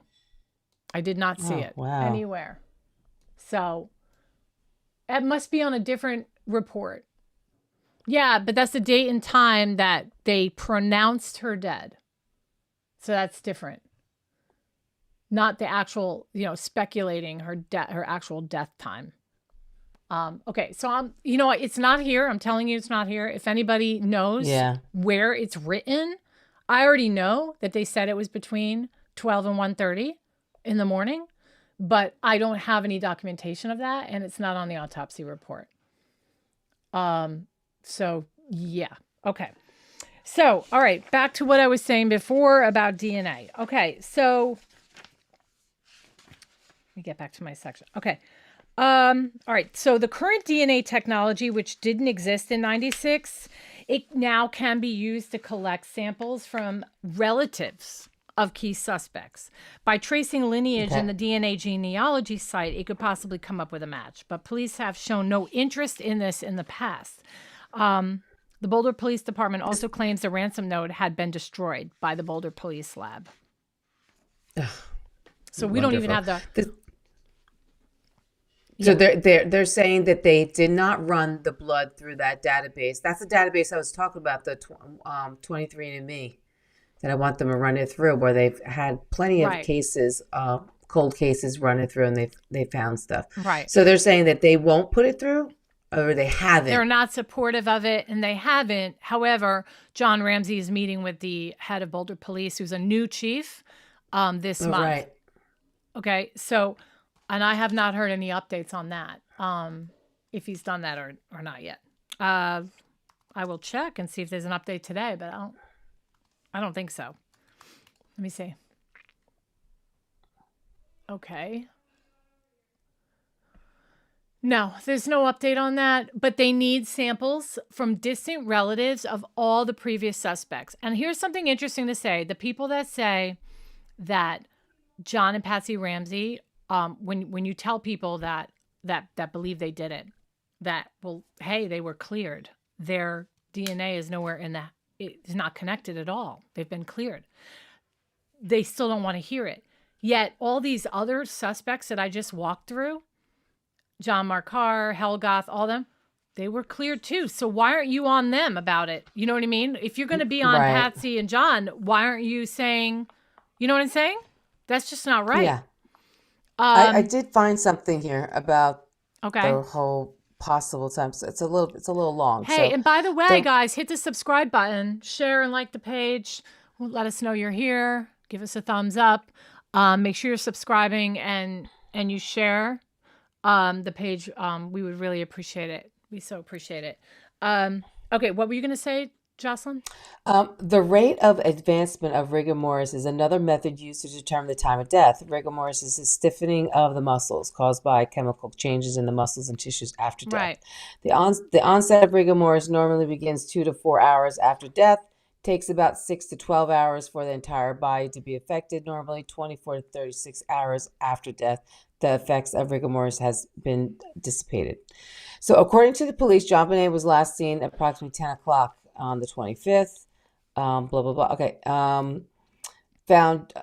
John Ramsey in company with Fleet White found JonBenét dead in the basement at approximately 1:05 p.m. on December 26th. When police first sighted the body, they observed that the body was affected by advanced rigor mortis. Rigor mortis is known to spread through the lesser muscle parts of the body first and then gradually spread through the body, affecting the larger body parts last. John Ramsey found JonBenét at 1:05 p.m. and her body was completely set with rigor mortis, which indicates that she had died between 10 p.m. on December 25th and 6 a.m. on December 26th. So between 10 and 6 in the morning. No, well, So I had it's never not. heard any officials say anything about 6 a.m. I've always heard nothing past 1:30 a.m. in the morning. So, you know, again, like Well, 6 a.m. it just explained to you what rigor mortis is, Yeah, and no, there's right, but because of the pineapple, the level of how far it was digested, they proved that she did not die any later than 1:30. oh right, right. I And remember you saying plus, that. there's only 7 cc's of blood pooling in the brain. So that means, and they also determined like how, like at what point, I guess based on injuries to the skull and the brain, at what point she would have died as well. And they also said between 11 and 1:30 for that. So I think it's highly likely that she was killed no later than 1:30 a.m. Right. But you're right. Yeah, I would Rigor agree with can that. still appear from that broad of a range of time, but there's other things that are narrowing it down to between 11 and 1:30. Well, you had said something about people think that she was killed somewhere else and then brought back. Okay, so right. Okay, so the theory about the Joe Barnhill, Glenn Myers theory is, hear me out. What they're saying is that they were over there across the street. There was some sort of drug party or something that they were at. They were having some sort of drug party. I don't know what that means. Never heard of a drug party. But they were all like real hard up for money. They knew the Ramseys were rich. They knew this because of Joe Barnhill. Joe Barnhill was a neighbor. If he's got your dog and you're storing your kid's bike over there, then they're friendly enough where he could have said, hey, how's Christmas must be good for you this year. Yeah, I got a bonus for 118,000. Who knows? It would not be unheard of for him to share with a neighbor that he lucked out this year and got a lot of, a high bonus. So Yeah, you if never that's true, and again, it's all hypothetical and it is a stretch, but what they're saying is that they were all over there and they were like, hey, we need to go, get money from this guy. And the way to do that is we'll fake a kidnapping, or we'll do a kidnapping actually, and with no intention to kill her, no intention to rape her. Went over there in the middle of the night, 3 of them, 1 girl, 2 guys, took her from the bed, removed her from the house completely, went back across the street with her. Okay? Through Left the front a note. door. No, through the window or however they came in. No, I don't think they went through the front door. I think they came in through the window. There's fingerprints and everything. There's a Yeah, suitcase. but it's like it's yeah, but we're talking about 3. We're talking about That doesn't mean all 3 climbed through the 30 window. fingers. No, Oh. that doesn't mean all 3 climbed through the window. This is this is a theory that all 3 intended to do this. It could have meant that they all 3 walked over there and 1 went in and got her. You don't know if it's. I doubt all 3 is going to go Okay. marching in there. It was probably 1 person designated to do the deed, right? And again, this is not my final. This is not what I think necessarily happened. Right. Okay. But the theory of these people and that profiler, who's that famous criminal profiler? Because that's going to drive me nuts. Hold on. Because he believes this. And he's highly Oh, yeah, you said that. respected. Yeah. It's I keep forgetting. They made that show about him too on Netflix. It was a show about him. Okay, John Douglas. John Okay. Douglas. Yeah. Criminal profiler, famous guy. He believes this happened. So they go in there, they get her, they leave the note, and because the note says, do not, remember how adamant that note is? Do not call the police, she dies. You do this, she dies. You do this, she dies. And Right. what do? They call the police immediately. And if they're across the street with the little girl, okay, if they're across the street with JonBenét, they can see the police pulling up going, they call the police. At that point, they kill her. Bring her back over and place her in that wine cellar, which explains why Fleet did not see her body the first time he looked.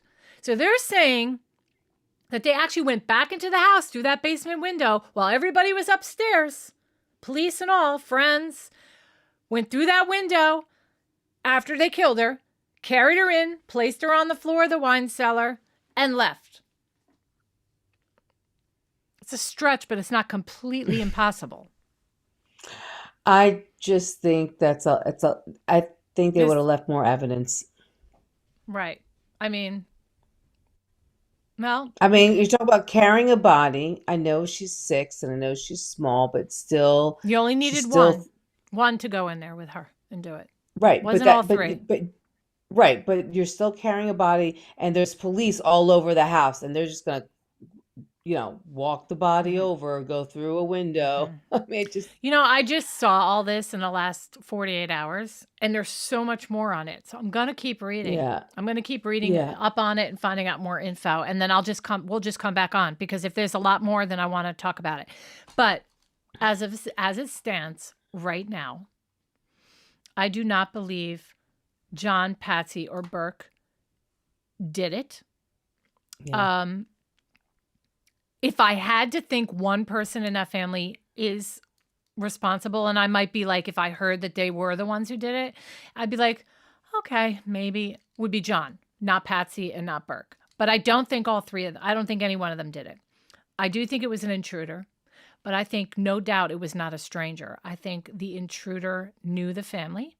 I think the intruder could have been involved in a pedophilia ring. I think that John Ramsey could have been maybe interested in pedophilia at one point and is just not disclosing that, with no intentions of ever having anything happen to his own children. But somebody that he knew that he was dabbling in this pedophilia with and child pornography said, I can't help myself, that little girl, because she's beautiful. You dress her all up for a pedophilia, she's a dream, right? She's like a little Barbie doll. Okay? Yeah. And one of his friends could have just, when the Jeffrey Epstein thing happened, call me a prude. I was shocked. But now I'm realizing that that's really what goes on out there in this world. There are people, doctors, lawyers, rich people, so-and-so down the street. No, I hope my neighbors aren't watching. I'm not suggesting that there's a pedophilia on my pedophiliac, whatever they call them, on my street. Pedophile is on my street. But I'm saying that, like, they're everywhere. They're in your church. They're in the food store. They're in your schools. They're taking your kids' pictures at high school or elementary school. Right now, everybody listen to me right now. Right now, you have a pedophile that you know in your life. Was it why you know the statistics? Yeah, everybody knows one, and they don't realize it. At least one. There's a pedophile that you know that is amongst you and has been around you, and you have no idea. Okay. I wonder how many patients of mine are. How many have I worked on? Yeah, they're all over. So But actually, Misha brought up a good point. She said, still, they want the money. They won't kill her. So even though they see that they called the cops, but I kind of feel, because they're just average people. You know what I mean? They're not going to be like, oh, I'm going to kill her now. 'Cause, I think they want the money. That's their goal, is the money. Wait. Misha was saying that about the intruder or about the Ramseys? The three people across the street. I have trouble with the fact that they called the police so quickly. I mean, they were so adamant in the letter that she is going to die. They even said they were going to cut her head off. I just think they were just trying to be adamant so he doesn't do it. Right. And then what do they go and do? They go and call the police. I just think that at least wait a little bit. That's what I'm saying. I think they were so stressed about it, stressing that in the letter because they didn't want him doing it. But how else are you gonna try to make him not do it other than just say it? They had to say it more than once. I don't really think, if it was the people across the street, I don't think they had any intentions of killing her at all. Yeah. But I still can't. I mean, I don't know these three people either, but that means that they would have to sodomize her. Like, that's just, I think they just wanted money. I think that scenario, they just wanted money. I don't think they wanted the kid per se. So Misha says that she thinks it was a pedophilia crime, meaning like a ring, right? Well, what do you think about what I'm saying? Is that, yes, I do think that it is a pedophile that was involved with child pornography and possibly a ring, but I would not be surprised if John Ramsey was involved in something like that. And I'm not trying to slander him or anything, because, he's innocent and till proven guilty. I mean, innocent till proven guilty. But the thing is that he was so quiet. He wasn't involved in his children's lives that much. Patsy did everything. He was a billionaire. People, when they get rich and they get like a lot of wealth, and then they're amongst other people that have a lot of wealth, like, they buy the sports car, they buy the yacht, and then they're like, what else can we do with our money? Like, it's never enough. And then all these hidden deviant behaviors that you don't think that would ever come out of you start coming out of you. And that happens in people. Greed. Right. And sin. Right. So, and which I'm finding out is way more common than I knew ever before. So I would not be surprised, is what I'm saying, if I found that out. I don't think that he ever wanted anyone to touch his daughter. Yeah, I don't think he wanted anybody to touch his daughter, but I do think when you have a lot of money like that, I do think it does open up a dark side of activities. So I think he might have been part of some kind of ring, should you say, but I don't think he knew anything about it. I think he just wanted to make money. Maybe it was just another way of making more money, But he's risking exposure to himself. I can answer that, actually. Now? Yeah. Okay, Wait. I can answer that. Okay, so let's say John Ramsey knows about it, right? How many of the suspects I mentioned are dead? Some of them are, right? How do we know that he's on the outs with Fleet? Fleet White would never want to reveal if he was involved in that. So he's really got no shirt off his back trying to push it now, because he's so old. And for all we know, the perpetrators that were involved in this, that knew John Ramsey, is dead now. So then it would be like, okay, go ahead and look. I want you to sample these. It's not going to prove that John knew about it. You know what I mean? Do you see what I'm saying? Yeah, I do. I do. But so that's what I mean. I think that's the reason why him and Fleet are on outs, because I think they are in on it together. Not necessarily about JonBenét, but maybe about something dark that they do in business. And maybe it's like, it could be like a payback of what John did. Maybe he screwed somebody in business and it was payback. Kind of. I don't know. Yeah, true.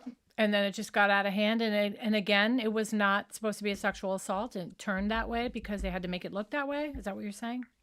No. I mean, was it sexually motivated or not? Yeah, I think it has to be. I think it was one of those rings, the sexual, sex trafficking rings. I think it was part of it. I think he was. I mean, if you want to. I don't think JonBenét was part of any of it, but if you wanted to push a theory, I think him and Fleet probably are part of some kind of the sex trafficking, but right. but maybe like in the sense of providing sources, but not necessarily providing services. You know what I mean? Like they weren't actually part of like, okay, this girl goes here or you fly this girl there. I just think that because they have so much money, maybe they were invested in something they didn't realize they were invested in. And true. Right. Absolutely. Or they were just associating with people they didn't know were pedophiles. I mean, it could be anyone. Right. It could be any, like, these theories are crazy. Look how many there are. I mean, there's the pageant people. There's pedophiles that have taken pictures of her in pageants. There's people that have asked about her. There's people that live across the street that have like weird circumstances that could make that fall into play as well. Then you've got all of these suspects. Right. One of those suspects had a stun gun on him. The other suspect has got a shrine of her. There's another suspect that admitted he killed her. I mean, we're never going to know, I don't think. Right. I really don't. Right. And it's just, I'm just hoping this new prosecutor or DA in Colorado says yes to police chief. I think it's Boulder police chief. Okay, I'm hoping that he says yes to running the sample through that database. Yeah, if there's any sample left, That's what I'm saying. They're not sure if there's enough there, but you can at least try to match what you have to distant relatives of all these suspects. Because if you're going to That's say, what I'm talking about. That's right, what I'm talking about. Start there. I want the distant relatives, and then do your detective work. Look for the the common no, denominator. I'm talking about Connect the dots. the original sample might not be potent anymore, is what I'm saying.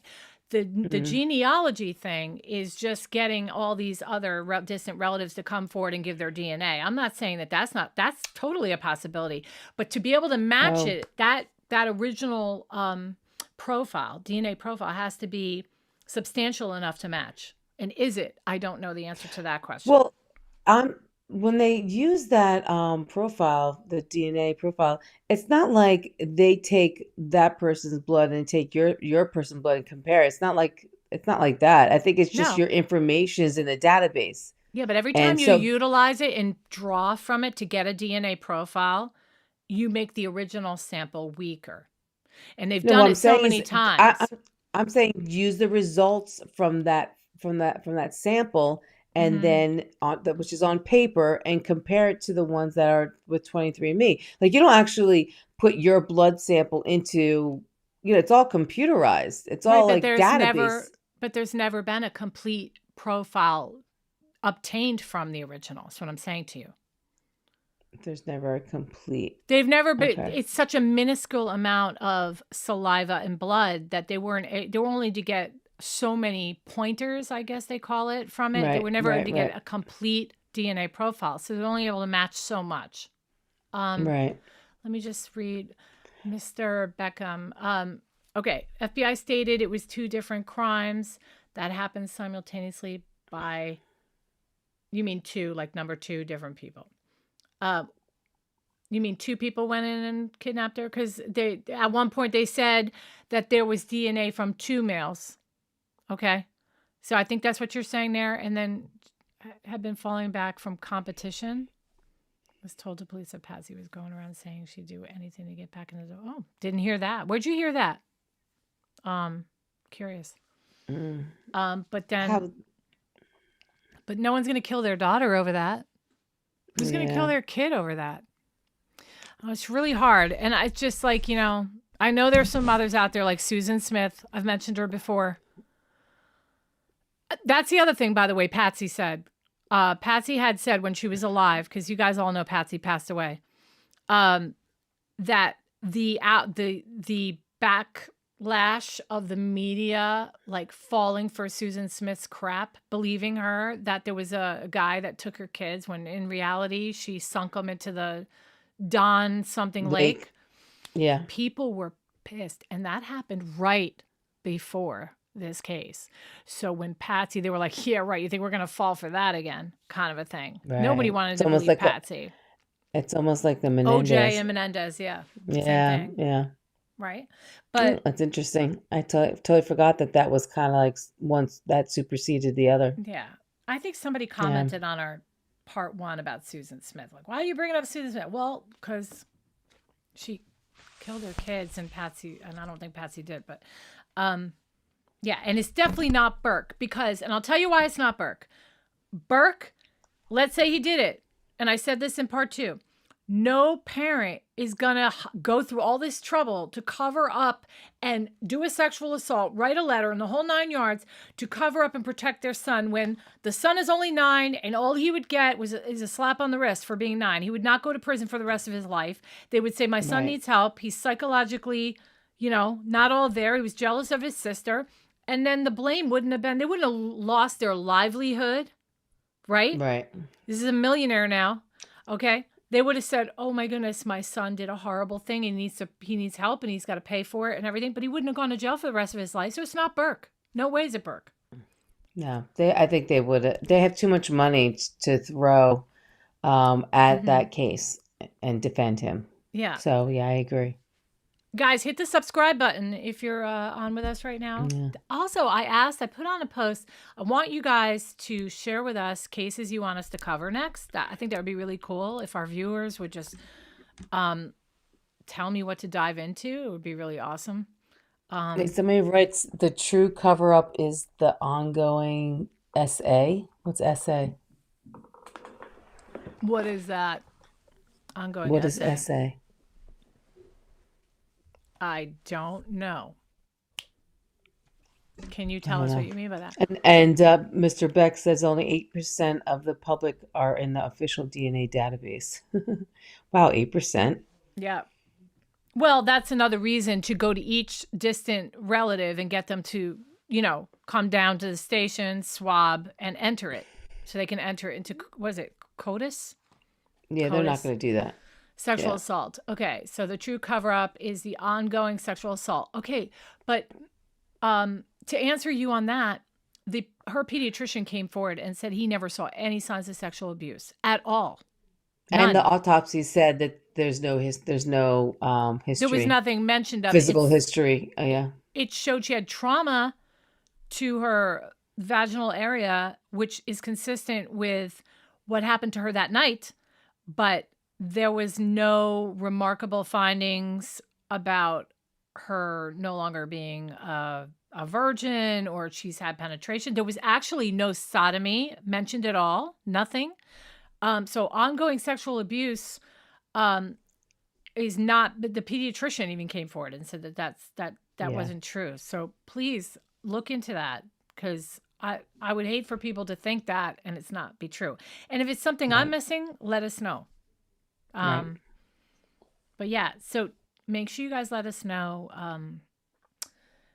So I don't want to do the cults episode now. Okay. You do or don't? I don't.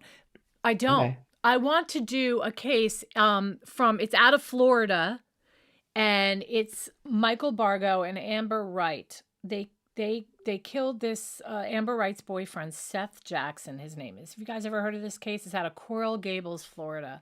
Another one where Wade Wilson is. We did a Wade Wilson episode as well.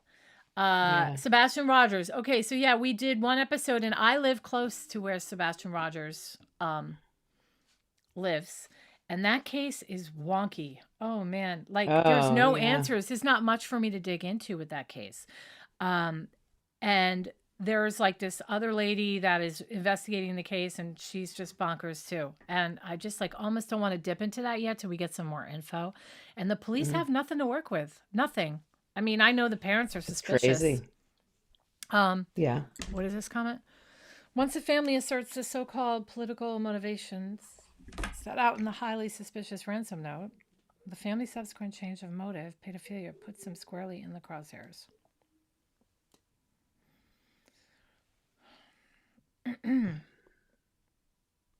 Change of motive.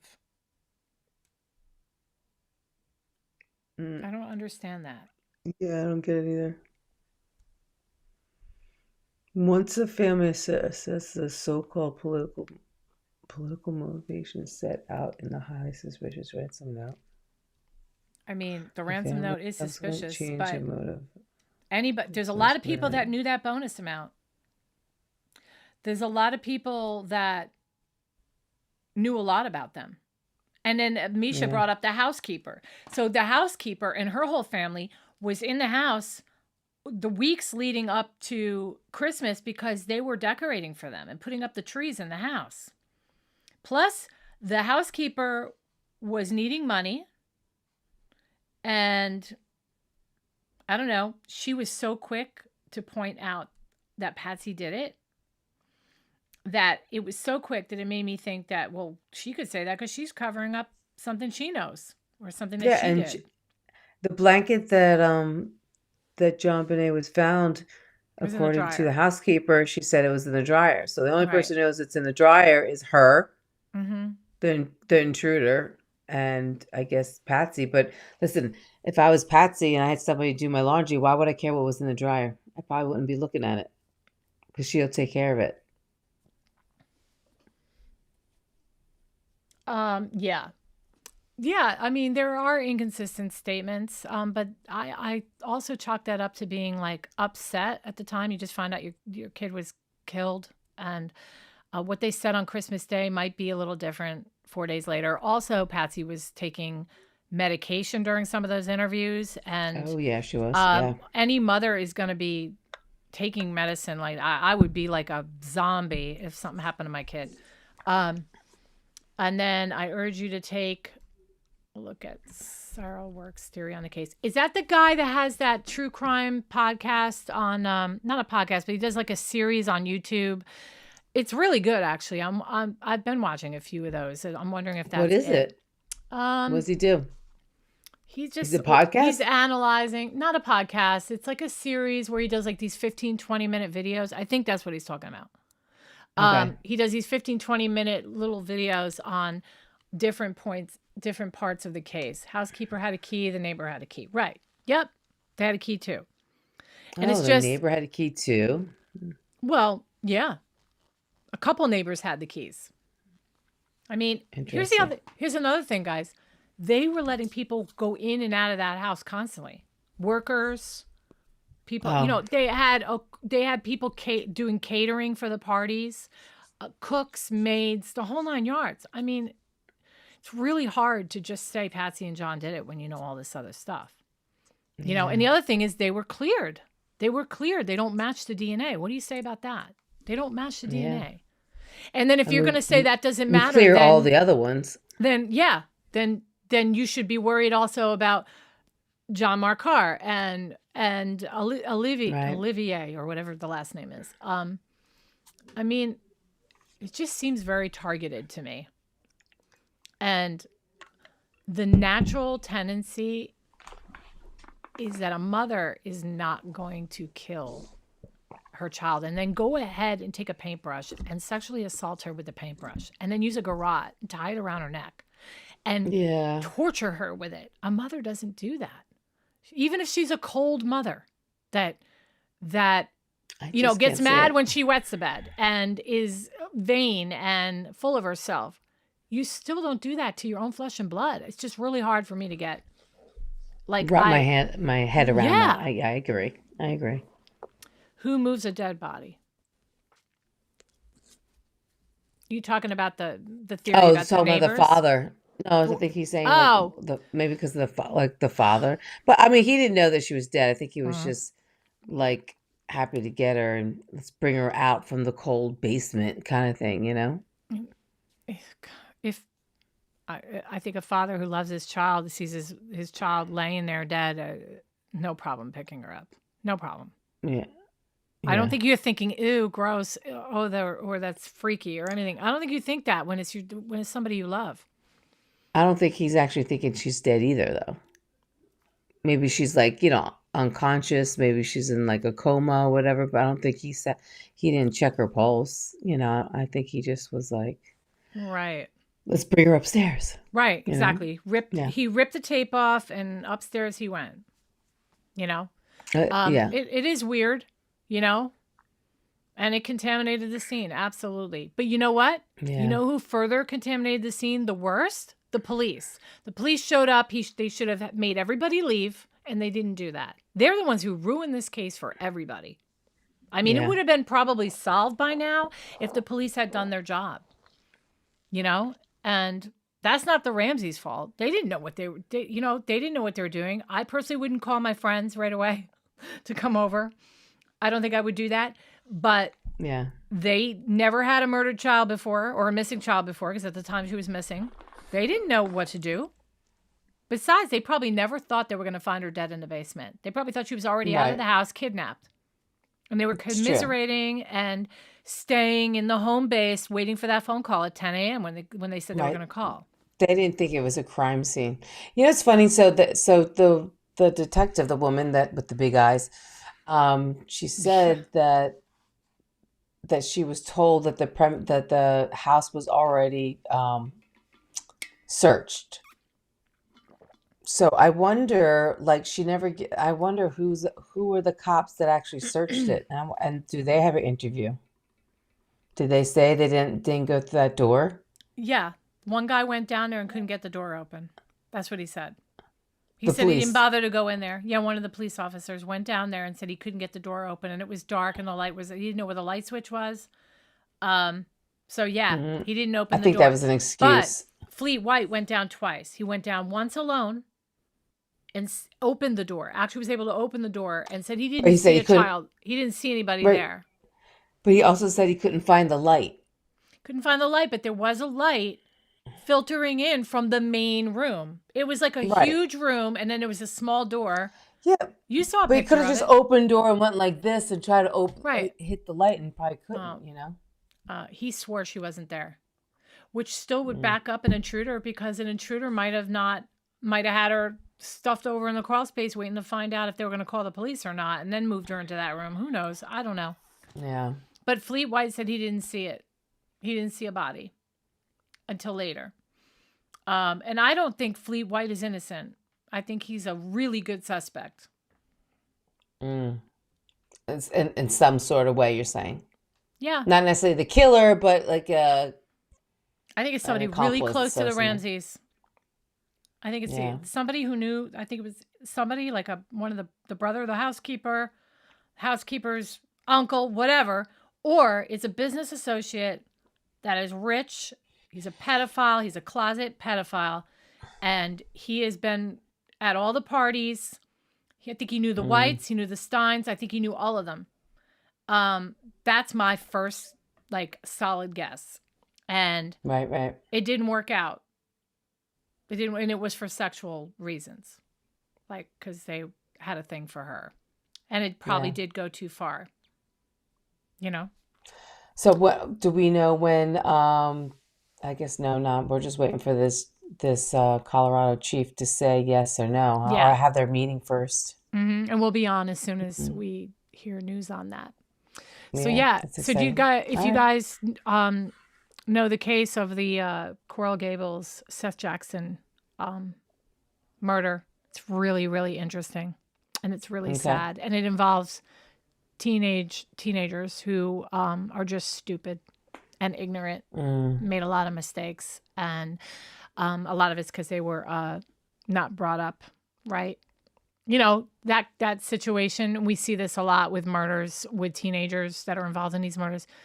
I mean, brought up in a small town where there's nothing to do. Right. Nothing to Didn't do have but drugs, Yeah. and their parents don't care where they are, and you have no curfew, and you're having sex at 14 and 15. Yeah. It's a recipe for disaster, and that's what this case is about. So we're going to cover that. Okay. So I'm thinking we'll do that All on right. Thursday. Right? Today's Okay. Monday, right? Today's Monday? Yes. All right. So yes, we're going to do Seth Jackson on Thursday, and I hope you guys will come back and visit us. And I'm gonna do more research on the Glenn Meyer and the neighbor across the street. I feel like I haven't done enough on that. Okay. Okay, guys. I'm So again, hit the sub button and give us a like and share us, and we're Carolyn and Jocelyn. And that's it. Bob, we so appreciate you joining us tonight. And it was good. It was really good to break this down. I mean, it's such a great case. It's unfortunate that I also feel very there's no closure. I don't think I was looking for closure, but it would have been nice to understand a little bit more in the sense of the why, but what are you gonna do? It's Cyrillic. I'll check it out for sure. Cyrillic. I think that's the one I've been watching, but I'll check it out definitely, and we'll come back on. I'm still dabbling with the idea of doing a part 4 on her, because I still think there's more to talk about. So I will go over that. Meet us for Seth Jackson on Thursday night, and I don't know. We'll see you then, right? Okay. All right. Take care, guys. All right. Bye. Bye. The views and opinions expressed in this podcast are solely those of the hosts and guests. All individuals mentioned are presumed innocent until proven guilty in a court of law.